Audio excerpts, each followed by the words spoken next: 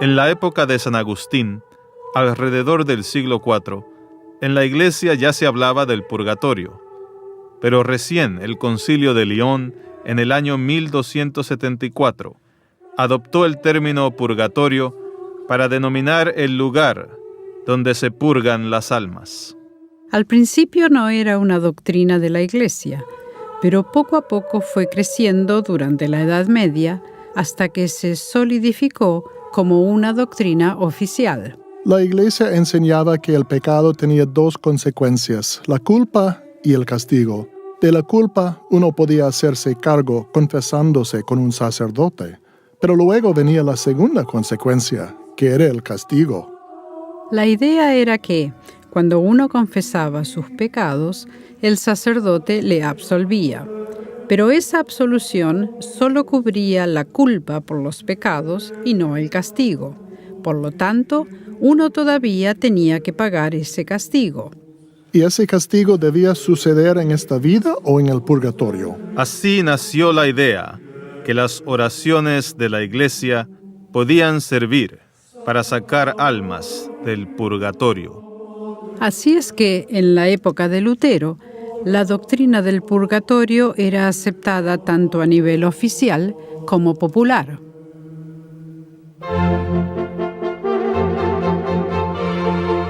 León X era el papa de entonces, y este hombre necesitaba dinero para él y para la Iglesia.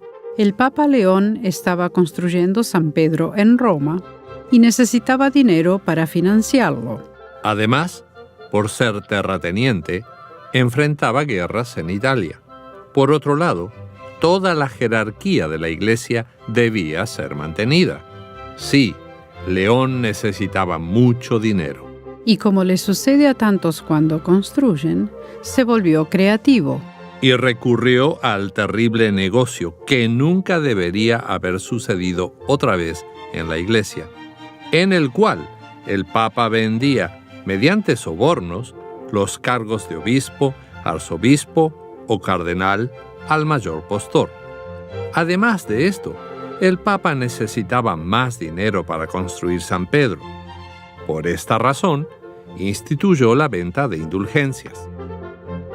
Alberto de Maguncia, el hermano menor del elector de Brandenburgo, era una persona muy importante, quien desde muy temprana edad tenía 3 cargos en la Iglesia, por los cuales había pagado, no vamos a decir sobornado, al papado. Con un adelanto que le diera el Banco Fugger de Augsburgo, a cambio, permitiría la venta de indulgencias en sus territorios. Por lo que tenía esperanzas de, a través de la venta de esta indulgencia, poder mantenerse a flote y salir de sus deudas. Las indulgencias eran plenarias, que eran las mejores clases de indulgencias que se podían obtener, ya que cubrían todo el tiempo que uno tuviera que pasar en el purgatorio. Ahora, si la indulgencia era un papel, ¿qué le daba autoridad para cortar el tiempo de alguien en el purgatorio? Tenemos que retroceder a los siglos XI y XII, cuando la Iglesia desarrolló la idea del tesoro de méritos. Ese tesoro contenía los méritos de Cristo, los méritos de la Virgen María y las buenas obras y méritos extras realizados por los santos. Todo esto era para la salvación. Ahora, de acuerdo a Roma, este tesoro de méritos estaba bajo la autoridad del Papa, quien era el único que poseía las llaves para liberar esos méritos para las personas. Y una de las formas en que lo hacía era a través de las indulgencias. No era un simple perdón de pecados en un papel, sino el perdón real y oficial de la Iglesia del tiempo que uno tenía que pasar en el purgatorio para expiar los pecados que el perdón de Dios no había quitado. La indulgencia, entonces, capacitaría a las personas a escapar de meses, años y eones en el purgatorio si pagaban por ella. Para la persona común, esto era como pagar por el perdón de sus pecados, lo cual no era cierto. La historia sobre quién tenía permiso para vender indulgencias es complicada, Pero, en definitiva, en el territorio vecino a donde estaba Lutero había alguien que las vendía y que era muy convincente. Se llamaba Juan Tetzel y era un monje dominicano que vendía las indulgencias plenarias. Pero ¿cómo hacía para vender indulgencias? Haciendo promesas. Prometía que comprando una indulgencia, por ejemplo, la abuela de quien uno teme está sufriendo mucho en el purgatorio, va a ser liberada de su sufrimiento. Y uno se acuerda que en vida no trató muy bien a la abuela, por lo que esto le daba la oportunidad de reparar el pasado. Para vender indulgencias, Tetzel armaba todo un espectáculo. Primero, hacía un desfile al que le seguía un show donde presentaba un cofre grande. Y luego decía un discurso. Piensen en sus amigos, en sus seres queridos, en su madre o su padre que están en el purgatorio, en el fuego. Tan pronto como la moneda cae en el cofre, un alma sale volando del purgatorio. Y esto era jugar con las emociones y con la sensibilidad de las personas. Y las personas le creían. Sí, yo quería mucho a mi abuela, así es que voy a hacer lo que pueda por ella. Tetzel era un buen vendedor. Y cuando uno tiene miedo de lo que le va a pasar cuando se muera y quiere tomar precauciones, las indulgencias suenan atractivas. Sin embargo, en su afán por vender, hacía afirmaciones teológicas que estaban totalmente equivocadas, y eso fue lo que Lutero no pudo tolerar. Cuando Tetzel quiso vender sus indulgencias en Wittenberg, Federico el Sabio no se lo permitió, pues tenía su propia colección de antigüedades que constaba de 17,000 piezas de todo tipo. Esencialmente, una antigüedad es una cosa vieja que de alguna forma estaba conectada con la iglesia. Si eran verídicas o no dependía de cuán creyente uno fuera. Por ejemplo, una podía ser un trozo de la mandíbula de Sansón o un retazo de la túnica de María.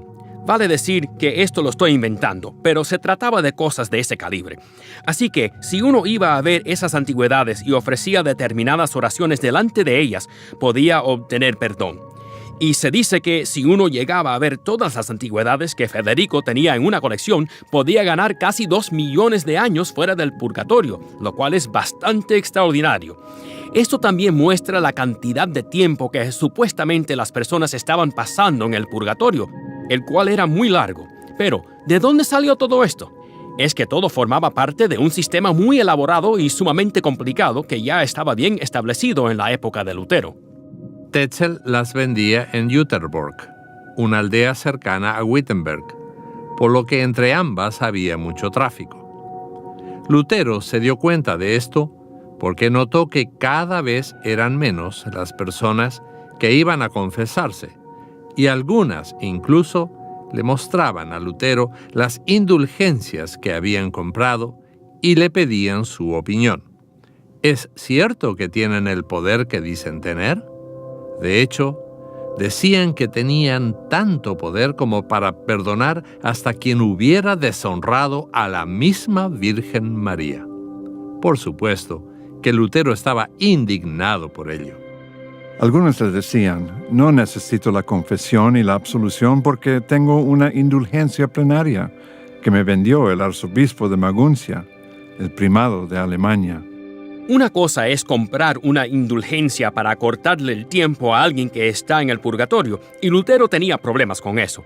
Pero alguien tuvo la brillante idea de decir que no había que esperar a estar muerto. Así que quienes podían compraban una indulgencia y tenían así la garantía de la iglesia de que sus pecados, cualesquiera fueran, eran perdonados, y así vivían. Al principio Lutero no conocía todas las maquinaciones políticas, económicas y eclesiásticas que estaban por detrás de la venta de indulgencias, pero sí sabía que esencialmente a su gente les estaban diciendo que tenían que pagar para recibir la misericordia de Dios. Y para él eso estaba mal. Lutero predicó contra las indulgencias, pero también quiso tener un debate sobre ellas. Para ello, hizo lo que todo académico habría hecho. Escribió unas tesis en latín sobre el poder y la eficacia de las indulgencias, 95 proposiciones para debatir, las cuales publicó el 31 de octubre de 1517, con la esperanza de tener una discusión educada. También envió una copia a Alberto de Maguncia, quien a su vez se la envió al Papa. El pueblo se apropió de una copia y la tradujo del latín al alemán, y muy pronto fueron publicadas en la nueva imprenta de Gutenberg. De pronto, Lutero se había convertido en una celebridad en Alemania. Las 95 tesis comenzaban diciendo: cuando nuestro Señor y Maestro Jesucristo dijo, arrepiéntanse, en Mateo 4:17, quiso que la vida entera de los creyentes fuera una de arrepentimiento. Esta palabra no puede ser comprendida como refiriéndose al sacramento de la penitencia, según es administrado por el clérigo. La tesis 27 dice, ellos predican solo doctrinas humanas que dicen que tan pronto como la moneda cae en el cofre, un alma sale volando del purgatorio. La tesis 82 dice, si el Papa puede redimir almas del purgatorio para ganar dinero para construir la iglesia, ¿por qué no ha liberado a todas las almas necesitadas en el nombre del amor cristiano? Cuando publica las 95 tesis el 31 de octubre de 1517, Lutero todavía es un buen católico, aun cuando está comenzando a desafiar esas cosas, y todavía es devoto de la iglesia. Solo quiere obtener respuestas en cuanto a las prácticas correctas, especialmente de Tetzel, quien estaba arruinando lo que la iglesia había establecido. Lutero no estaba tratando de decir, la justificación es por gracia a través de la fe en Cristo, pues esto todavía no lo sabía. Pero sí sabía que algo estaba muy mal en la iglesia y que el Papa debía hacer algo al respecto. Para él fue una gran sorpresa darse cuenta que el Papa no estaba dispuesto a hacer algo, sino que también estaba implicado en ello. Pero en 1517 Lutero todavía cree que, una vez que presente los hechos, la iglesia va a enmendarse. Cuando Lutero llega a Worms el 16 de abril, se encuentra con multitudes que le aclaman, recibiéndole como a un héroe conquistador, como al Hércules alemán que finalmente ha llegado.